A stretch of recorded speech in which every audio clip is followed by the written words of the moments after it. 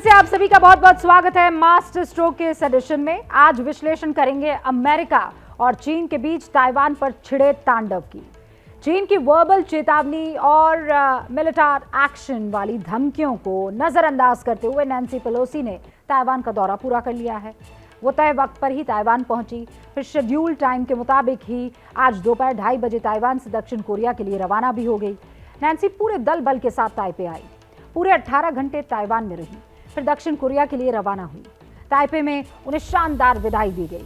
हवाई जहाज पर सवार होकर नैन्सी ने ताइवान को गुड बाय कहा और फिर चीन के गुरूर को चूर चूर करते हुए उनके विमान से आसमान की उड़ान भर दी। एक तरफ नैन्सी को ताइपे में विदाई दी जा रही थी, दूसरी तरफ इसी दौरे पर भड़का चीन ताइवान की सीमाओं पर गरज रहा था। समंदर में चीन की सेना ताइवान के चारों तरफ से यानी 6 जगहों पर गोले दाग रही थी। कुछ जगह तो ताइवान से 15 किलोमीटर से भी कम दूरी पर थी। इस मैप के जरिए हम आपको समझा रहे हैं कैसे चीन ताइवान को चारों तरफ से घेरकर सैन्य अभ्यास के नाम पर धमकाने की कोशिश कर रहा था। चीनी सेनाओं ने ताइवान को पूरब, पश्चिम, उत्तर, दक्षिण से घेर रखा था।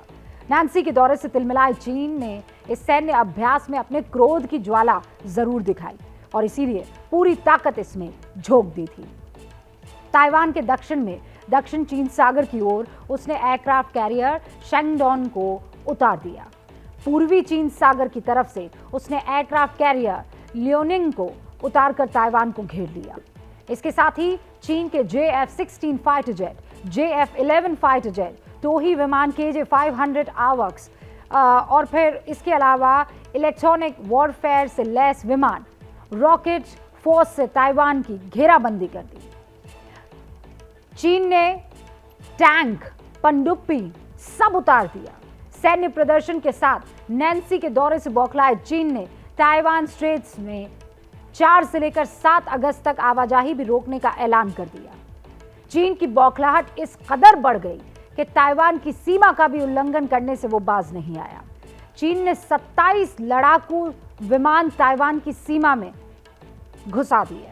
नैन्सी के 18 घंटे के ताइवान दौरे में 27 चीनी विमानों ने वायु सीमा का उल्लंघन किया। हाइपरसोनिक मिसाइल्स दागी गई, शॉर्ट रेंज बैलिस्टिक मिसाइल्स दागी गई। इस सैन्य कार्रवाई के साथ ही चीन ने धमकियों का भी पिटारा सा खोल दिया। उसने ताइवान और अमेरिका के खिलाफ धमकियों की सीरीज शुरू कर दी। एक ऐसी ही धमकी में चीन के विदेश मंत्रालय ने तो सबक सिखाने की कसम तक खा ली।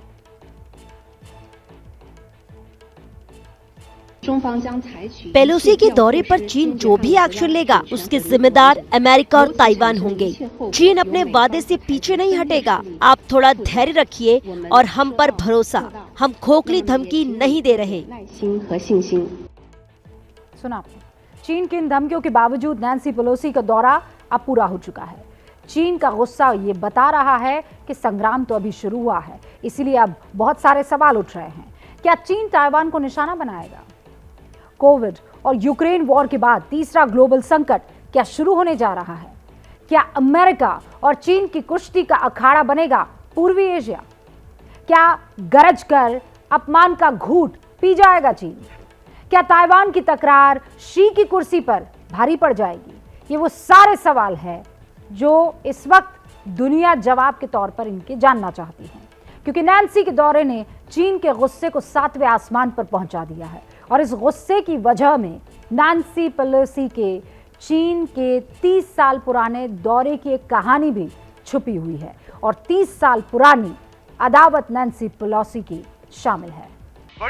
ये हैं शर्मा जी, जो रात का खाना और देश दुनिया की सुर्खियां दोनों लेते हैं सुमित अवस्थी के साथ। अब ये हैं इनके पड़ोसी बनर्जी साहब। मिष्टी दोई खाते खाते पूरा बंगाल जान लेते हैं सुमन दे के साथ। इनकी तरह आप भी देखें अपने फेवरेट न्यूज एंकर को एक ही ऐप पर और डाउनलोड कीजिए ABP लाइव ऐप अपने स्मार्ट टीवी पर।